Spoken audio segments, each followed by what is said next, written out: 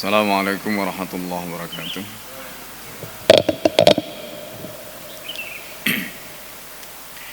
Bismillahirrahmanirrahim. Alhamdulillah wassalatu ala Rasulillah wa ala alihi wa sahbihi wa mawalah. La haula wa la quwwata illa billah. Rabbi shrah li sadri wa yassir li amri wa hlul 'uqdatam min lisani yafqahu qawli. Allahumma inna a'udzubika an adilla wa dhalla zilla wa zalla au adlima wa dlama au ajala yuzala alaiya. Bapak Ibu dan saudara sekalian yang dimuliakan Allah, alhamdulillah pada subuh di hari Ahad yang mulia ini di bulan Sya'ban, semoga Allah Subhanahu wa taala memberikan kita keistiqomahan, kekuatan sehingga kita bisa berjumpa dengan Ramadan. Dan semoga apa yang kita lakukan hari ini bisa menjadi bekal kita untuk menyongsong masa depan kita yang abadi di akhirat. Amin, amin ya rabbal alamin. Kita bacakan surat Al-Fatihah untuk mu'alif kitab ini, Al-Allamah Syekh Yusuf Al-Kandahlawi, dan juga untuk guru-guru kita semua, untuk kita yang hadir di sini, dan juga untuk para wakifin, para muhsinin dan muhsinat yang sudah membantu atau mensupport pembangunan masjid yang kita cintai ini. Ala hadin niyah wal kulli niyatin salihah. Al-Fatihah. Alhamdulillah. Ya kan.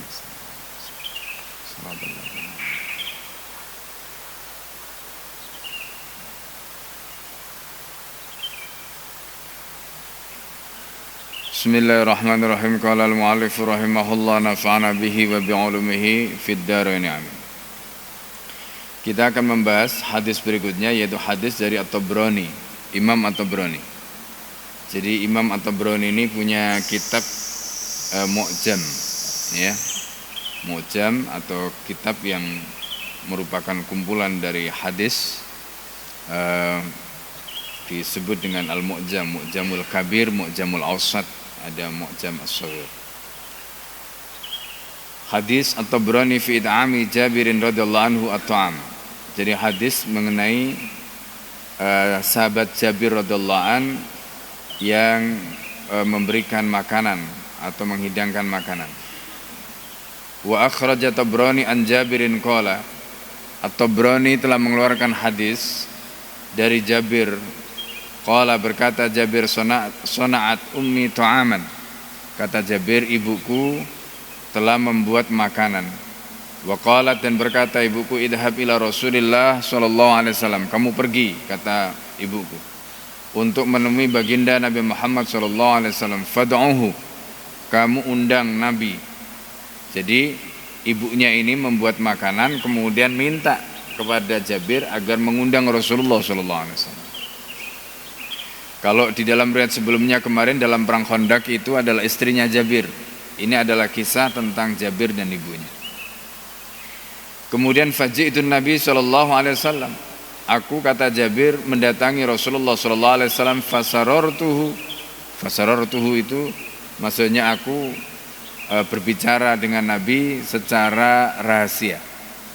Nah, ini juga dijelaskan di sini bahwa jadi misalnya kalau kita ada, ini juga adab yang diajarkan kepada kita.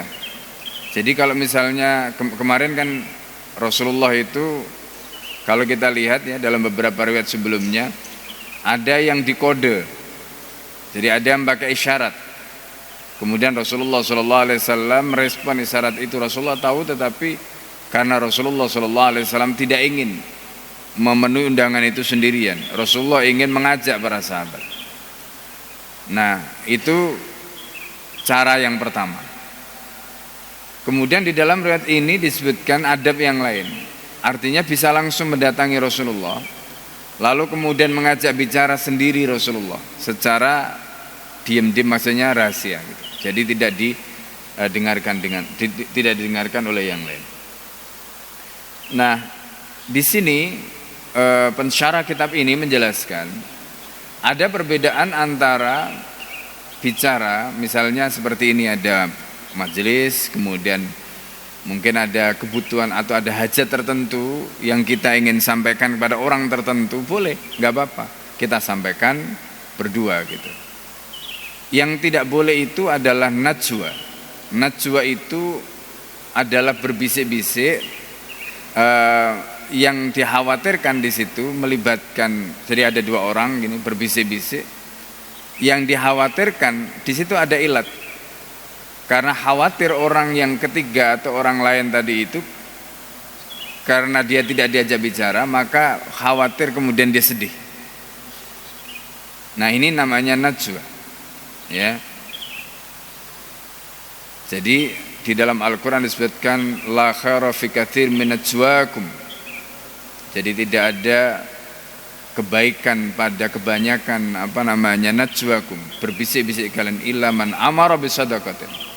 Jadi kecuali orang yang ngajak kepada sedekah dan seterusnya. Nah, ini yang beliau jelaskan, ada perbedaan antara najwa tadi berbisik-bisik, kemudian khawatir menyinggung orang lain, dan memang bicara berdua karena ada hajah. Nah ini, jadi ada hajah dengan orang itu, yang tidak ingin orang itu hajahnya diketahui oleh orang lain. Nah, perlu dicatat Bapak Ibu dan saya sekalian, yang namanya informasi itu amanah. Ya, ini harus dicatat. Informasi itu amanah.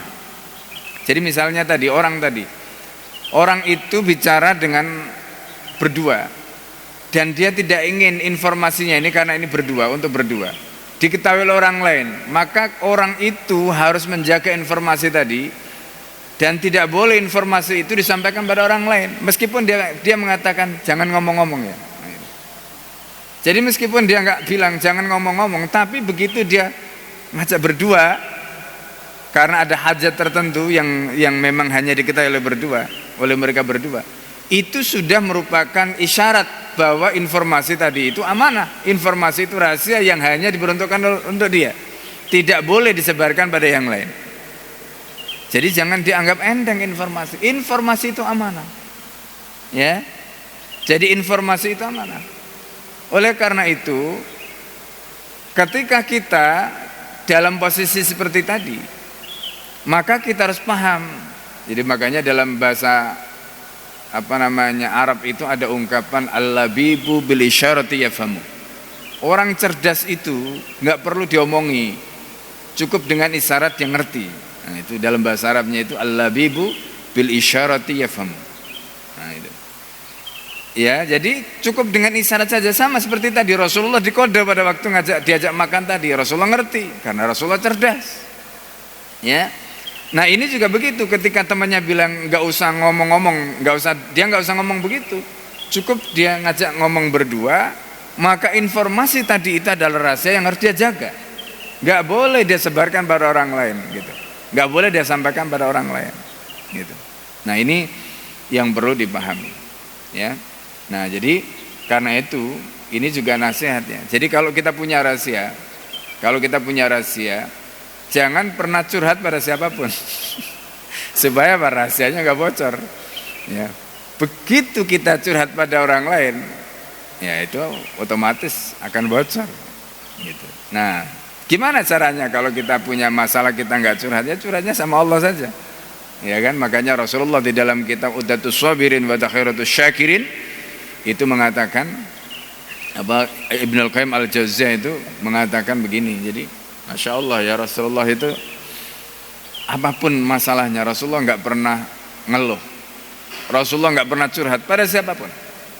Ya, Rasulullah nggak pernah ngeluh, Rasulullah nggak pernah curhat pada siapapun. Cara Rasulullah curhat itu hanya kepada Allah Subhanahu wa taala. Nah, itu makanya gunakanlah sholat malam kita itu sebagai sarana untuk berkhalwat dengan Allah Subhanahu wa taala. Jadi kalau kita membiasakan qiyamul lail, insyaallah ya, muskilah kita, problem-problem kita itu nanti Allah akan beresi. Ya, Allah akan beresi. Enggak usah cerita ke banyak orang. Cerita ke banyak orang itu mungkin perasaan kita plong, tapi masalah kita ada di banyak orang yang tahu gitu kan. Nah, ini juga tidak menjadi solusi. Ya, tidak menjadi solusi. Ya, karena belum tentu orang yang kita ajak bicara bisa memberikan solusi. Nah, ini pelajaran yang kita bisa ambil dari riwayat tadi. Kemudian fakultu, aku katakan kepada Rasulullah sallallahu alaihi wasallam, kata Jabir, inna ummi qad sana'at syai'an, ibuku telah memasak atau telah membuat makanan atau telah membuat sesuatu. Faqala li ashabi. Nah, baginda Nabi Muhammad sallallahu alaihi wasallam sebagaimana dalam riwayat yang lain, ya, Rasulullah itu sekali lagi tidak ingin menikmati hidangan tadi sendiri. Jadi Rasulullah sallallahu alaihi wasallam mengajak yang lain. Fakumu, kata Nabi. Jadi Nabi itu diundang sendiri oleh Jabir karena ada permintaan dari ibunya seperti itu, tapi Rasulullah SAW kemudian mengajak sahabat yang lain. Kumu, bangkitlah kalian, faqama ma khamsuna rajulan. Coba bayangkan, yang diundang satu orang Rasulullah, tapi yang diajak berapa? 50 orang. Masya Allah. Fajalas alal babi, maka kemudian Rasulullah duduk di depan pintu. Faqala Nabi SAW, ya, adkhil asyara, masuk kalian 10. Ya.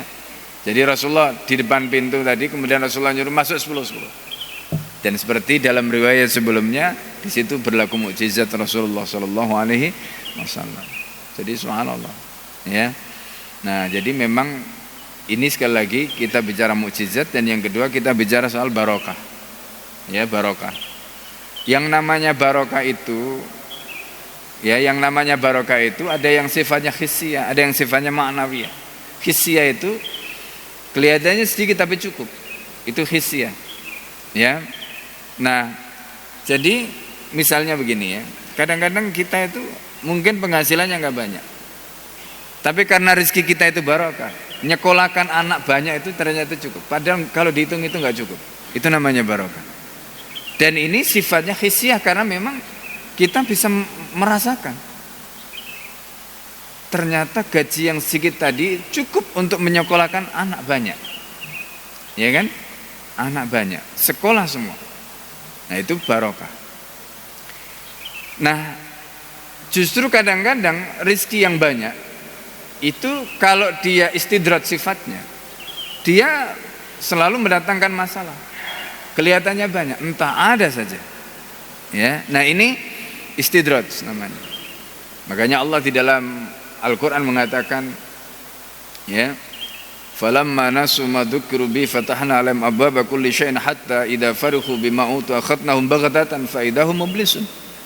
Nah, itu ayat yang dipakai oleh para mufassir atau para ulama untuk menjelaskan yang namanya istidraj. Ya, falamma nasu ma dzukiru. Jadi ketika mereka sudah lupa dengan apa yang diperingatkan oleh Allah kepada mereka, fatahna alaihim abwaaba kulli syai'in. Kami buka pintu-pintu dari berbagai macam, ya, dari berbagai macam penjuru tadi itu dibuka oleh Allah. Kelihatannya banyak sekali yang diberikan oleh Allah, rizkinya tadi banyak. Tetapi ternyata apa? Ternyata itu istidraj. Maka kemudian Allah mengatakan, hatta idza farihu bima utu, ketika mereka sudah bangga dengan apa yang diberikan pada mereka, akhadnahum baghtatan. Kami ambil, ya, bisa juga kita artikan kami adab mereka seketika, sehingga kemudian apa yang diberikan tadi itu tidak membawa barokah, justru membawa petaka. Nah, ini yang terjadi. Kalau rezeki itu rezeki bukan rezeki yang barokah, tapi istidraj. Nauzubillah, summa nauzubillah. Fajalasa al-babi faqama an-nabi sallallahu alaihi wasallam, faqala an-nabi sallallahu alaihi wasallam adkhil asyara, masuklah 10. Faqalu, kemudian mereka semuanya makan hatta syabi'u, sehingga mereka kenyang. Coba bayangkan hidangan untuk satu orang, tapi kemudian Rasulullah sallallahu alaihi wasallam memanfaatkan itu, ya, untuk mengajak yang lain, dan di situ Allah memberikan keberkahan. Ya, kalau Nabi berdoa, ya, doa barokahnya Nabi sekaligus tadi itu mukjizatnya Nabi, maka seperti yang kita lihat dalam beberapa riwayat sebelumnya, apa yang kemudian terjadilah, ya, kelihatannya sedikit tapi kemudian cukup, dan itu yang kemudian terjadi. Wa fadala, yang hebatnya lagi, wa fadala nahwu makana, dan ternyata setelah semua makan, jumlahnya 50 orang tadi, 10 berarti 5 kali, ya kan, 5 tahap, 10. Ternyata apa? Setelah 50 orang tadi itu makan, yang terjadi apa? Wa fadala nahwu makana, ternyata makanan yang dimakan tadi masih utuh. Masya Allah, ya, bayangkan makanan yang jatahnya untuk satu orang dihidangkan untuk Nabi, lalu Nabi mengajak 50 orang, begitu 50 orang makan, makanan itu masih utuh. Subhanallah. Nah inilah bagian dari barokah tadi, dan juga mukjizat yang Allah Subhanahu wa taala tunjukkan pada kita. Nah, umat Islam itu harus yakin ya dengan rizki barokah, itu harus yakin. Karena konsep barokah itu nggak ada di dalam akidah atau di dalam ideologi yang lain, tidak ada. Ya, karena orang Islam itu yakin dengan barokah, maka dia harus istiqomah dengan ketaatan, karena barokah tidak akan diberikan kalau orang itu maksiat. Rizki barokah itu hanya diberikan oleh Allah kalau rizkinya itu halal.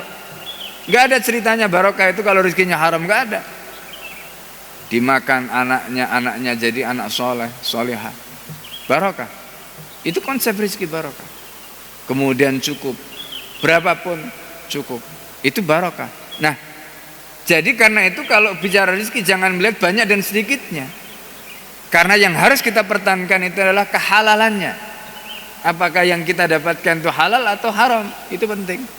Kalau rizki kita haram, maka itu akan menjadi hijab, akan menjadi penghalang, doa kita mahjub, terhalang. Ya, makanya dalam hadis Rasulullah disebutkan wa anna yustajab. Bagaimana orang itu doanya mau diijabah? Ma'akalu haramun, masyrabu haramun. Ya, makanannya haram, minumannya haram, malbasu haram. Enggak bisa. Jadi kenapa doa kita itu enggak diijabah oleh Allah? Karena mungkin makanannya haram, mungkin pakaiannya haram, mungkin minumannya haram. Ya, yang dinaiki juga haram. Coba bayangkan, rumahnya kredit, pakai apa? Pakai riba, mobilnya kredit, pakai riba. Ya, lah terus gimana mau doanya mustajab? Ya, gimana doanya mau mustajab? Punya masalah, nangis-nangis, nggak diijabah sama Allah, nggak diijabah sama Allah. Nah itu kalau kita bicara soal barokah. Jadi barokah itu ada pada yang halal. Itu rumusnya. Karena itu tidak mungkin barokah itu didapatkan kecuali kalau kita mendapatkan rezeki tadi itu halal. Gitu loh. Nah, Bapak Ibu dan saudara sekalian yang dimuliakan Allah, Allah itu menjelaskan di dalam Al-Quran, rezeki itu ada dua. Betul, rezeki itu dari Allah semua. Wa fis sama'i rizqukum wa ma tu'adun, kata Allah. Ya, rizkimu itu ada di langit. Wa ma tu'adun, dan apa yang diberikan, apa yang dijanjikan oleh Allah kepadamu, itu semua di langit. Ya, itu rizki. Tetapi rizki yang diberikan oleh Allah kepada kita itu ada kalanya yang halal dan yang haram. Jadi rizki yang haram itu datang dari Allah, rizki yang halal itu juga datangnya dari Allah. Gitu. Dua-duanya dari Allah. Halal itu kalau caranya benar, haram itu kalau caranya enggak benar. Gitu. Jadi halal itu kalau caranya benar, haram itu kalau caranya tidak benar. Maka Allah mengatakan apa? Kulu, makanlah, min thayyibati ma razaqnakum. Makan yang thayyib, yang halal. Berarti apa? Jangan kamu makan yang tidak thayyib. Berarti apa? Dua-duanya itu dari Allah. Ada yang thayyib dan ada yang tidak thayyib.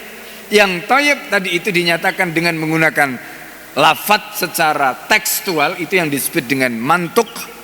Sedangkan yang haram itu dinyatakan dengan kontekstual, itu yang disebut dengan mafhum. Dua-duanya, mantuk dan mafhum, dalam teori ilmu usul fikih itu sama-sama bisa kita pakai. Gitu. Oleh karena itu kalau ditanya mana dalilnya ada rezeki yang halal dan haram itu dua-duanya dari Allah, ayat tadi. Kulu min thayyibati ma razaqnakum, makanlah yang halal dari apa yang aku anugerahkan padamu. Berarti apa? Kamu jangan makan yang haram yang aku berikan kepadamu. Jangan. Itu berarti halal dan haram itu dua-duanya dari Allah.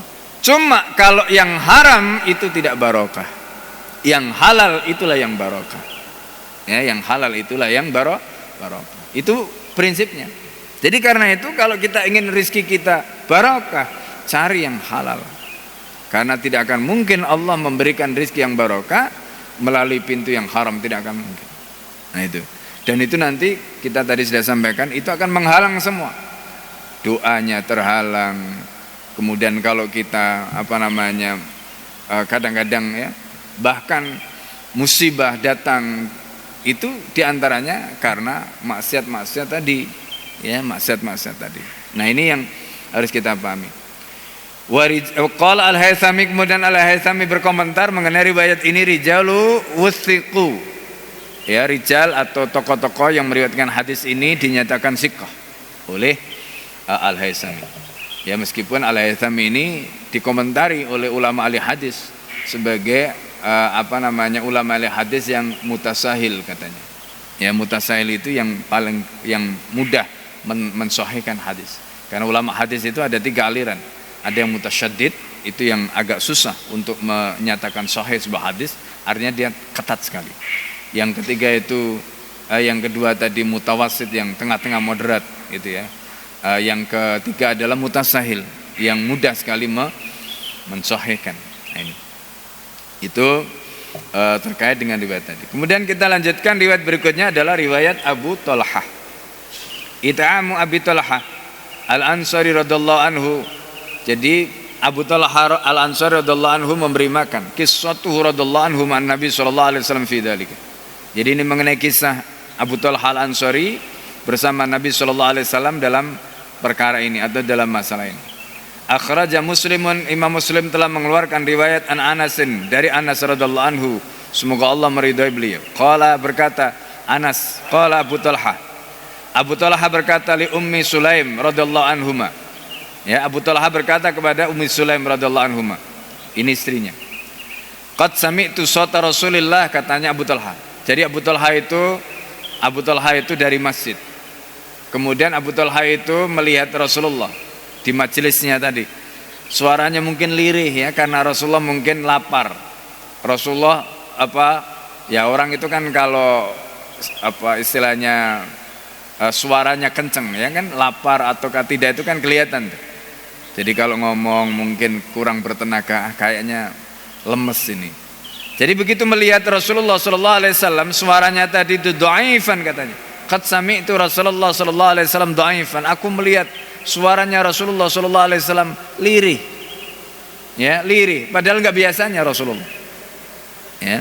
Di dalam kitab Tadhkiratus Sami' itu disebutkan orang itu kalau ngisi itu tidak perlu suaranya keras-keras, tapi juga nggak boleh lirih, harus sedang, gitu, harus sedang. Paling tidak untuk ukuran di majelis tadi itu semuanya bisa terdengar. Itu ada adabnya itu orang ngomong itu, nggak boleh terlalu kenceng, karena kalau terlalu kenceng nanti bisa mengganggu tetangganya, ya kan? Atau terlalu lirih sehingga tidak bisa terdengar, sehingga akhirnya menimbulkan fitnah. Orang yang mendengarkan nggak ngerti apa yang dimaksud. Kenapa suaranya nggak kedengaran? Nah, itu bukan kebiasaan Nabi. Nabi nggak begitu biasanya. Maka ketika Jabir mendengar suaranya Rasulullah kok lirih, Abu Talhah tadi ketika mendengar suaranya Rasulullah sallallahu alaihi wasallam lirih tadi itu, beliau akhirnya langsung connect. Nah, ini namanya suratul badihah. Kalau dalam teori berpikir itu disebut dengan suratul badihah, kecepatan berpikir dan kecepatan mengambil kesimpulan. Nah, itu penting. Jadi ini khususnya untuk para politikus ya. Jadi politikus itu harus punya kecepatan berpikir. Kalau enggak dia pasti kalah terus. Ya kan? Musuhnya sudah sampai mana dia di belakang terus. Itu karena dia tidak punya kecepatan berpikir. Itu penting. Islam itu punya begitu. Ya. Nah, ini kalau kita ngisi kuliah itu ya satu kitab sendiri itu tentang suratul badihah. Ya, jadi kita di Ma'had itu ngajari santri itu materi berpikir ya, mulai dari A sampai Z. Kemudian di bagian akhir itu kita ajari tentang bagaimana kecepatan berpikir sehingga orang itu bisa mengambil keputusan ya. Rasulullah sallallahu alaihi wasallam itu ngajari para sahabat begitu sehingga sahabat itu peka gitu loh ya kan, sahabat itu peka. Jadi kepekaan itu dibentuk karena orang itu punya tadi yang namanya suratul badihah itu ya kan, itu. Nah, ini ada ilmunya. Jadi jangan dikira Islam itu enggak punya. Kita aja yang enggak mendalami itu. Dan Rasulullah sallallahu alaihi wasallam itu mengajarkan. Nanti kalau kita cerita ini Masya Allah. Ya, makanya di situ orang membaca sirah itu kesimpulannya bisa beda-beda, tergantung apa yang ada di dalam kepalanya. Dan ketika kita memiliki gambaran seperti itu tadi, maka ketika kita membaca sirah Rasulullah sallallahu alaihi wasallam itu bisa connect. Oh, ternyata Rasulullah itu begini ya. Ternyata Rasulullah begini. Sahabat itu begini. Itu bisa. Ya, karena kita punya wawasan yang luas kalau dalam konteks ini adalah terkait dengan kecepatan berpikir tadi. Itu namanya suratul badihah. Nah, kita lihat bagaimana Abu Thalha tadi. Jadi Abu Thalha itu baru melihat Nabi, mendengar Nabi suaranya seperti itu langsung ting gitu. Langsung, ini Nabi kayaknya mungkin beliau nggak makan nih. Ya kan? Nggak biasanya Rasulullah begitu. Kemungkinannya kan mungkin kalau Nabi nggak sakit, ya kemungkinan lebih lapar kan begitu. Wong biasanya Nabi itu speednya nggak kayak gini, kok tiba-tiba sekarang speednya gitu. Orang yang biasa begitu langsung ting gitu langsung.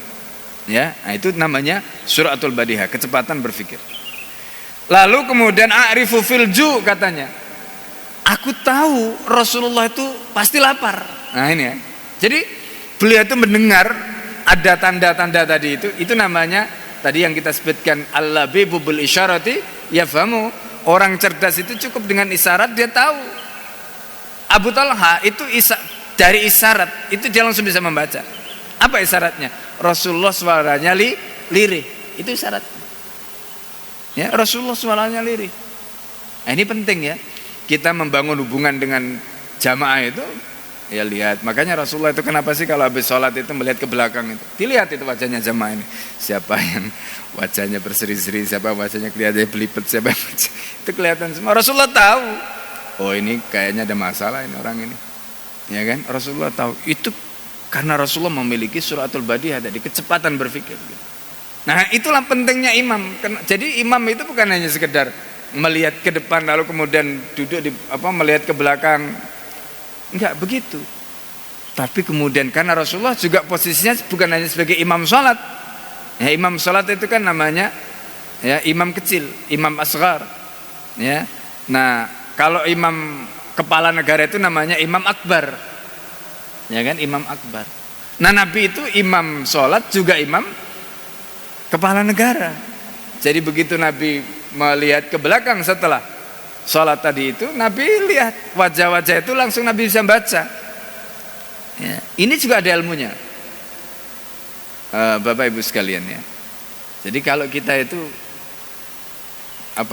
sudah punya konsep, ada namanya kalau dalam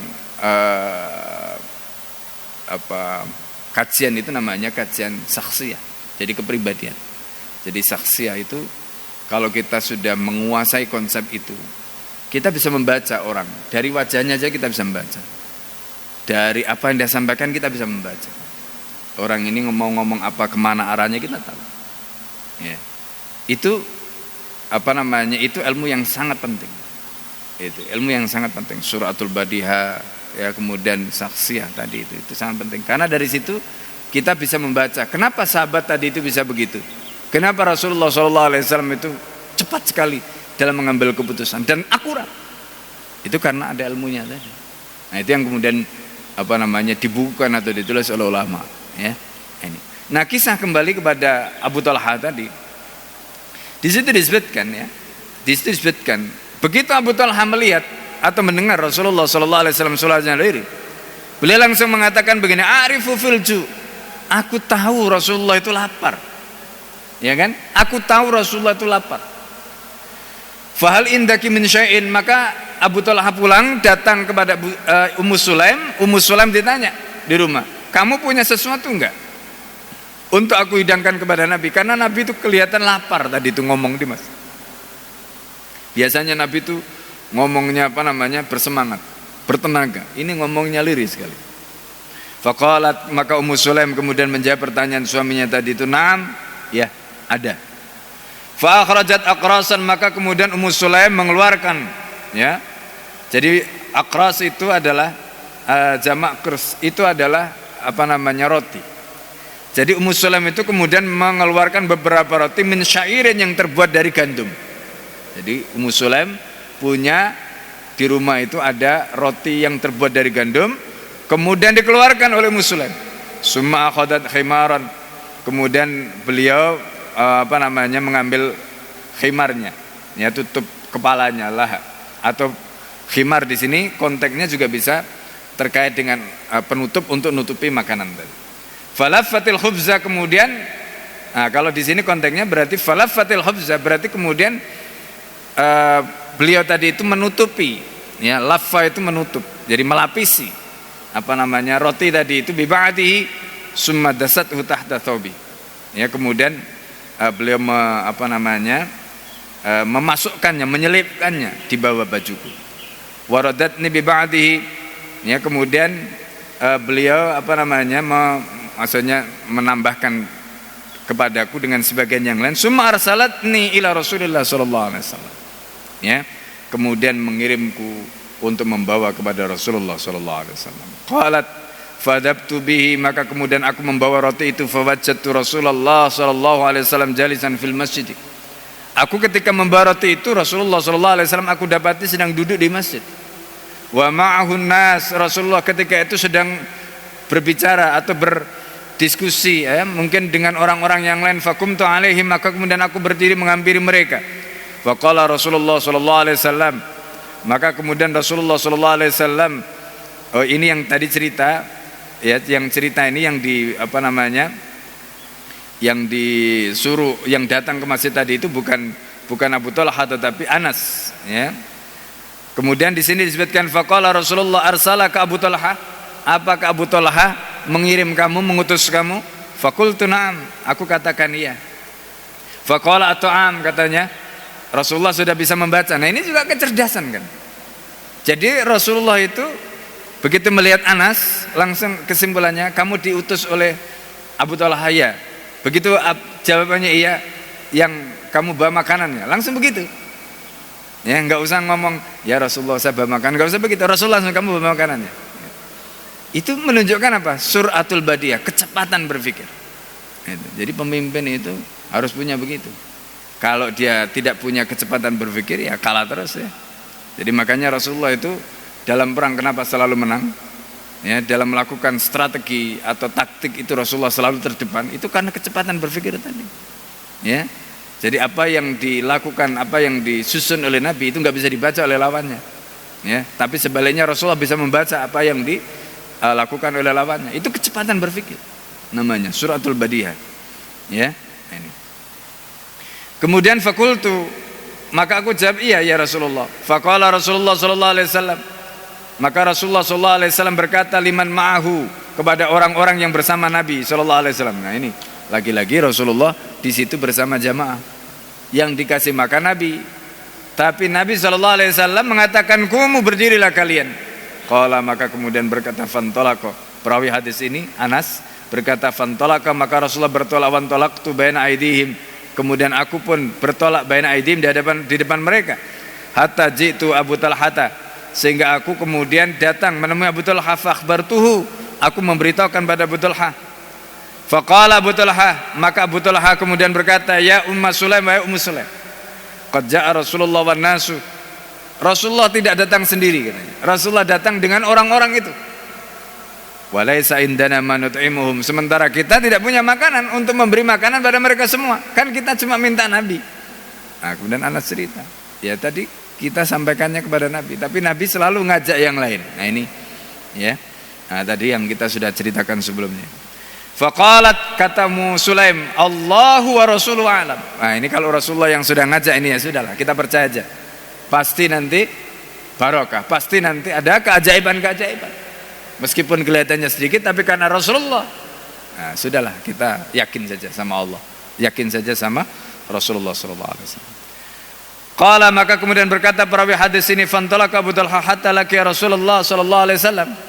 Maka kemudian perawi hadis ini mengatakan fantolaka Abu Talha kemudian bertolak hatta laqiya Rasulullah, sehingga kemudian beliau menemui Rasulullah. Fa aqbala Rasulullah sallallahu alaihi wasallam hatta dakhala.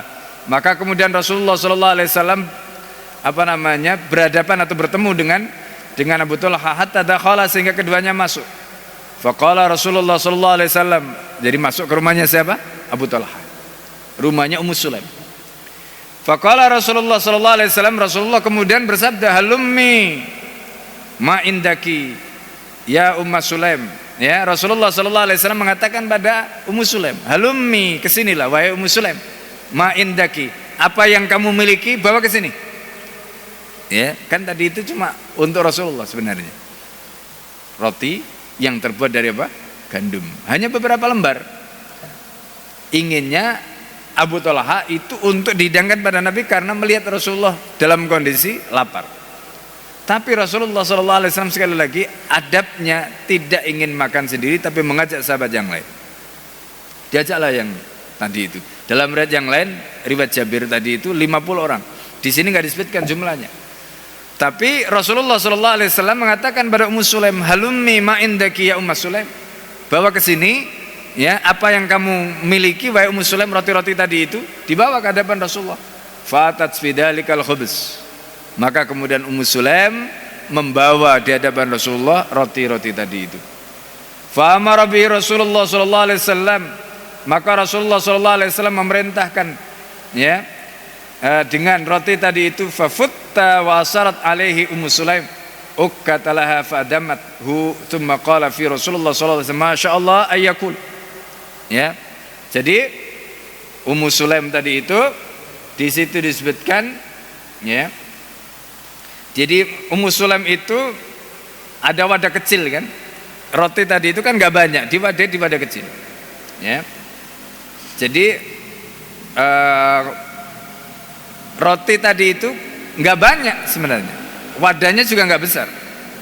Lalu kemudian oleh Ummu Sulaim roti tadi itu dikasih idam. Idam itu ya semacam kalau makanan itu ya lauk, tapi karena roti ya tentu bukan lauk ya, campuran lah. Entah itu mungkin biasanya kita kan kemarin membahas idam itu bisa bentuknya cuka atau yang lain yang untuk menambah supaya roti itu bukan hanya rasa roti gitu, tapi ada yang lain. Nah, lalu kemudian Rasulullah, kata perawi hadis ini Anas bin Malik di situ mengatakan qala fi Rasulullah masyaallah ayakul. Jadi didoakan. Ya, didoakan oleh Rasulullah dan Rasulullah membaca doa sampai kemudian summa qala idan li asyara. Kalau begitu tadi kan kalau dalam yang lewat Jabir tadi itu 10 orang disuruh masuk. Ya. Gitu. 10 orang masuk asyara. Nah, ini juga begitu. 10 ya suruh masuk tadi. Fadina lahum, jadi dipanggil 10 orang itu, panggil 10 orang. Kemudian fadina lahum, 10 orang tadi itu diizinkan masuk. Fa kalau hatta syabi'u tsumma kharaju. Mereka 10 orang itu makan di dalam rumah tadi itu. Mereka kenyang semuanya keluar. Summa qala idan li asyarab. Sampaikan lagi kepada 10 orang berikutnya. Fa adina lahum, maka kemudian 10 orang tadi diizinkan masuk. Fa kalau mereka pun masuk. Hatta syabi'u tsumma kharaju. Mereka semuanya kenyang, lalu kemudian mereka keluar. Summa qala, berarti yang ketiga ini.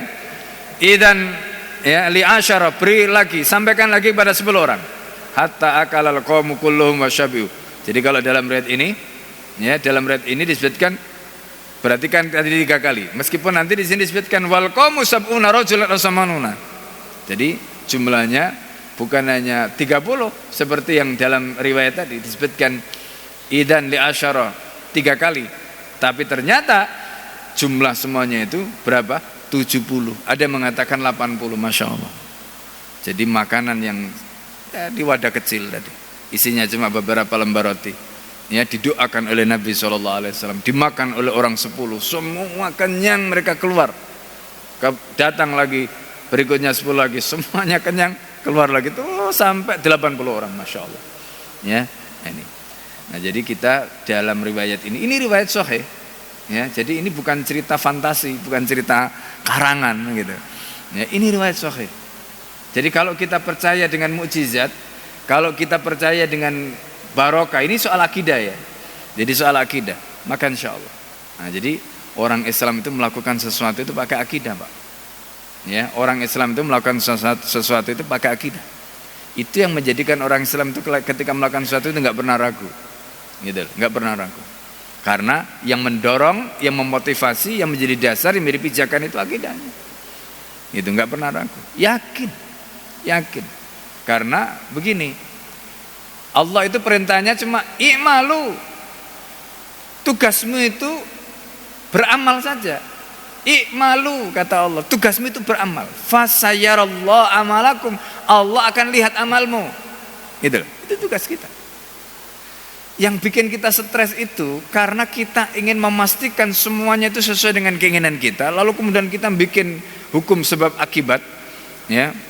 Semua kita lakukan untuk mewujudkan itu, memang itu harus kita lakukan untuk menunjukkan bahwa kita ini serius gitu. Tapi karena seolah-olah yang menyebabkan keberhasilan kita itu karena hukum sebab akibat kita tadi, maka begitu gagal kita stres. Ya kan? Kita stres. Loh kok stres? Iya, karena kita merasa lah saya ini sudah begini, ternyata gagal. Stres kita. Karena kita menyandarkan keberhasilan atau hasil tadi itu kepada amal kita. Padahal tugasnya apa? I'malu, sudah kamu. Tugasmu itu cuma beramal saja. Fasayarallahu amalakum, nanti Allah itu akan melihat amalmu, Allah akan menilai amalmu, Allah akan menyempurnakan amalmu, yang kurang-kurang Allah akan sempurnakan, begitu. Ya. Makanya kita melakukan apapun, nggak ada Pak orang Islam itu berjuang, bertempur, dia punya semua baru bertempur. Wah, nggak berjuang kalau begitu nanti. Justru disitulah letaknya iman kita ini. Kita itu justru disuruh berjuang ketika kita nggak punya apa-apa. Jangan berjuang itu nunggu kalau punya apa-apa, nggak berjuang nanti. Ya, nggak punya apa-apa berjuang, karena nanti Allah yang akan bantu, Allah akan nolong, Allah akan menyempurnakan. Gitu. Allah yang akan menguatkan. Nanti kalau semuanya itu karena Allah, nanti akan datang. Orang ini datang. Gitu. Itu kuncinya. Makanya perintah ayatnya apa? I'malu fasayarallahu amalakum. Allah yang nanti akan lihat ketika Allah sudah melihat amal kita, orang ini ikhlas, orang ini betul-betul beramal karena Allah. Maka apa di situ? Allah akan menyempurnakan. Makanya dalam ayat yang lain Allah menyatakan walladzina jahadu fina lanahdiyannahum subulana. Orang yang sungguh-sungguh berjuang di jalanku lanahdiyannahum, kami akan tunjuki jalan mereka. Subul, Allah menggunakan kata subul, bukan hanya sabil. Subul itu jamaknya sabil. Apa maknanya? Di sini mentok, dibuka jalan lagi, di sini mentok, buka jalan lagi, sini mentok, buka jalan lagi, sini mentok, buka jalan lagi. Allah yang nuntun, Pak. Allah yang nuntun. Lu orang berjuang itu begitu. Orang berjuang itu begitu, nggak boleh nyerah. Ya kan? Itu caranya. Tapi tadi yang benar fina, karena Allah, untuk Allah, gitu. Lanahdiyannahum subulan. Pasti nanti Allah akan kasih jalan. Gitu. Mentok kasih, mentok tunjukkan jalannya, gitu. Nah, Allah itu nggak seperti kita, Pak. Allah itu ingin memberikan sesuatu di saat justru kita itu dalam kondisi terjepit. Pertolongan itu diberikan pada saat kita kepepet. Ya, bukan kemudian dalam kondisi normal longgar kemudian kasih pertolongan, enggak. Kenapa Allah memberikan kita pertolongan pada saat kita kepepet? Karena Allah itu nggak pengen diduakan. Allah itu nggak pengen diduakan. Gitu. Jadi kita itu dalam kondisi kepepet itu kan orang itu punya namanya ghorizah tadayun, naluri beragama. Pada saat dia punya ghorizah tadayun, pada saat kepepet sana sini sudah mentok semua, kemana dia larinya? Kalau dia punya iman, larinya kepada Allah. Ya Allah, dia begitu. Allah itu pengen begitu. Begitu kita sudah seperti tadi, Allah akan kasih pertolongan. Nah, jadi makanya Rasulullah diberikan pertolongan sehingga bisa hijrah ke Madinah. Itu kan kondisinya sudah mentok kesana kemari, nggak ada jalan, mentok. Di situ kemudian Allah Isra Mi'rajkan, di situ kemudian Allah berikan pertolongan, gitu. Nah, jadi itu rumusnya. Makanya jangan belum apa-apa sudah minta ya Allah tolong, ya Allah tolong. Berjuang aja belum serius minta pertolongan gimana? Ya kan, serius dulu, berdarah-darah dulu, baru nanti Allah akan tolong. Nah, gitu, itu rumusnya. Ya kan, karena Allah itu tidak ingin kita duakan, gitu. Jadi ketika kemenangan itu datang, itu kemenangan itu juga karena Allah, bukan karena kita. Wa man nasru illa min indillah, gitu loh. Makanya justru ketika Allah memberikan kemenangan itu disuruh istighfar, Pak, kita. Disuruh istighfar. Karena biasanya kalau orang itu udah menang itu kan sombong. Dia menepuk dada, mengungkit-ungkit jasanya. Itu kalau orang sudah menang. Jumawa. Allah nggak suka. Orang jumawa itu Allah nggak suka. Ya, makanya Allah mengatakan apa? Idza ja'a nasrullahi wal fath. Kalau pertolongan Allah dan kemenangan itu telah datang. Wa ra'aitan nasa, dan kamu melihat manusia yadkhuluna fi dinillahi afwaja, masuk agama Allah ini berbondong-bondong. Apa kata Allah? Fasabbih bihamdi rabbika wastaghfirhu disuruh apa? Bertasbih, disuruh membaca tahmid, disuruh apa? Istighfar. Kenapa kita disuruh istighfar? Karena orang itu dalam kondisi menang biasanya sombong, ya, sombong. Belum jelas menang saja sudah declare, ya kan? Itu. Nah itu gambaran, ya. Nah jadi makanya ayat tadi perintahnya begitu, fasabbih bihamdi rabbika wastaghfirhu. Kamu disuruh istighfar ketika menang. Ya, ini. Jadi karena kemenangan itu datangnya dari Allah. Jadi kemenangan itu datangnya dari Allah. Ada orang yang curang kok menang, yaitu istidraj namanya. Ya, istidraj. Ya seperti yang tadi kita ceritakan itu istidraj. Jadi ini caranya Allah, ya istilahnya kalau dalam bahasa Jawa itu diulu-ulu gitu, supaya semakin lama semakin terperosok, semakin lama semakin dalam, semakin lama semakin dalam. Itu caranya Allah untuk menjatuhkan.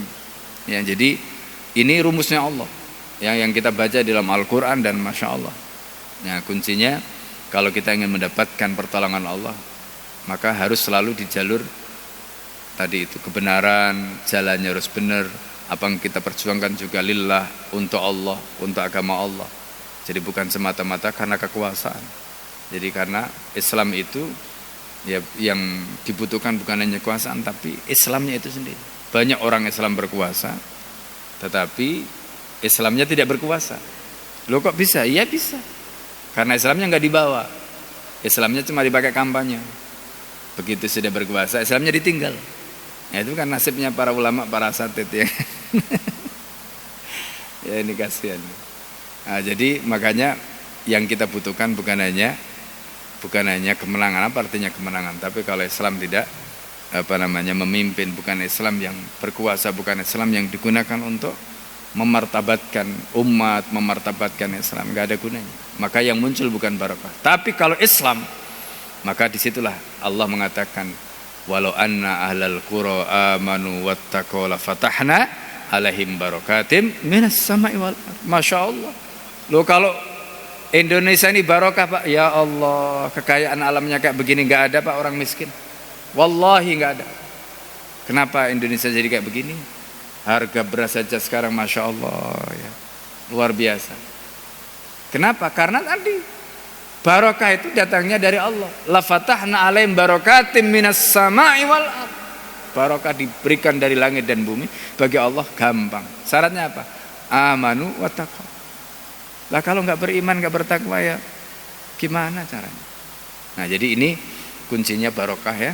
Dan bagaimana Rasulullah SAW mengajarkan pada kita agar kemudian kita mendapatkan keberkahan. Satu lagi hadis ya terkait dengan it'amun ya. It'amul As'as bin Qais Al-Kindi radhiyallahu anhu qissatu walimati. Ini terkait dengan walimah. Hadisnya pendek ya.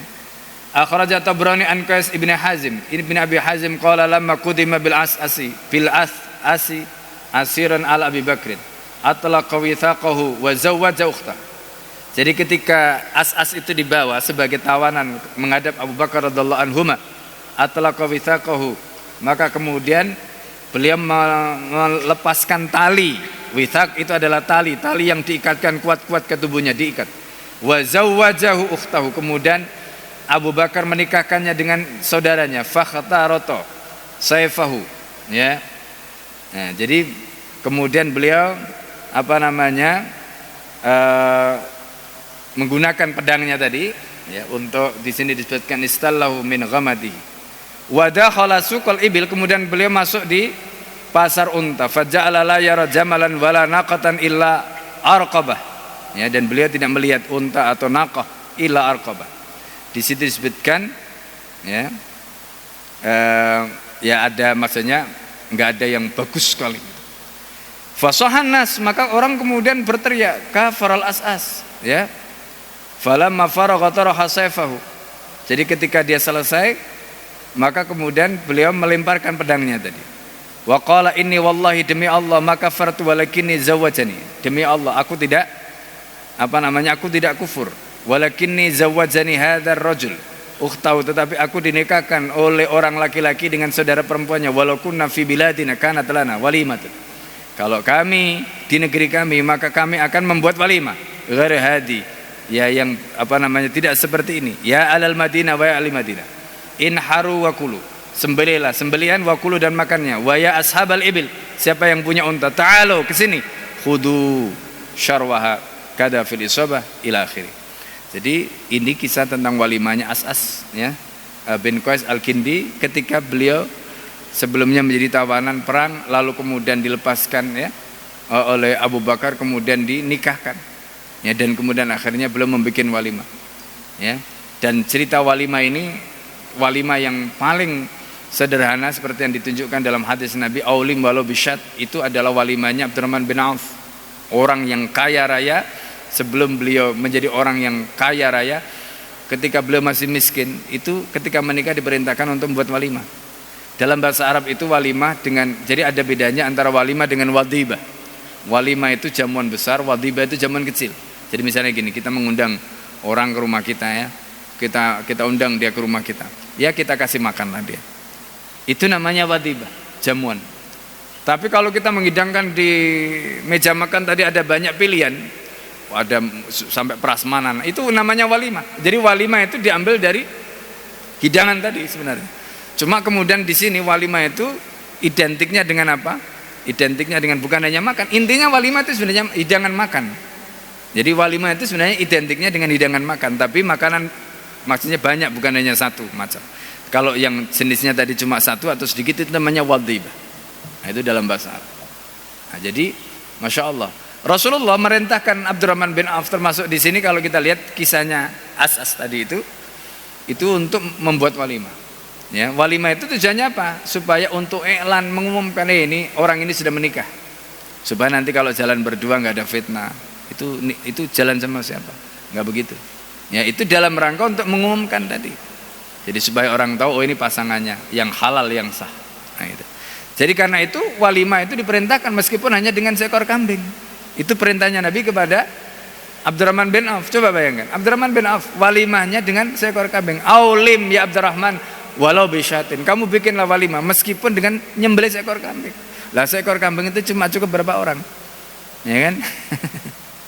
Apalagi kalau kambingnya enggak gede ya. Cukup berapa orang? Nah, jadi ini pelajaran bagi kita ya, dan itulah cara Rasulullah SAW mengajarkan kepada kita semua. Baik, sampai di sini yang bisa kita sampaikan di dalam kajian pada pagi hari ini. Semoga bermanfaat. Sebelum kita tutup ya, karena sudah masuk waktu syuruk, seperti biasa kalau ada yang ingin bertanya untuk menyampaikan sesuatu dari apa yang sudah disampaikan tadi, persilakan. Tidak ada? Cukup sampai di sini. Baik, mari kita tutup dengan doa kafaratul majelis bersama-sama. Subhanakallahumma hamdika asyhadu an la ilaha illa anta astaghfiruka wa atubu ilaik. Assalamualaikum warahmatullahi wabarakatuh.